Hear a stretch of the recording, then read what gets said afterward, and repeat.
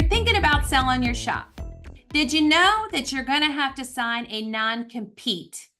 So what that means is you will sign an agreement, and everybody's agreement is different and depends on what you can negotiate out. And that's something that we're awesome at. Incidentally, we're awesome at negotiating non-competes.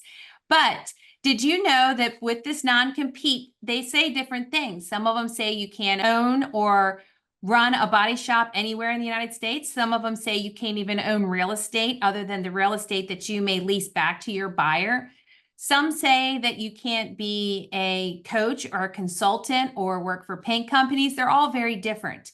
So keep that in mind when you're thinking about selling, and do know that that's something that we are great at, is negotiating a non-compete that can be very favorable. So maybe you can go enjoy a new 2.0 career that might be something fun and exciting that you may like much better than owning a shop.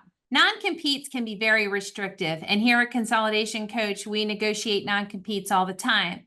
Consequently, we are excellent at getting these non-competes very favorable and non-restrictive. So if you'd like some more help with that, give us a call. Laura Gay at Consolidation Coach, 301-399-8675. Thanks.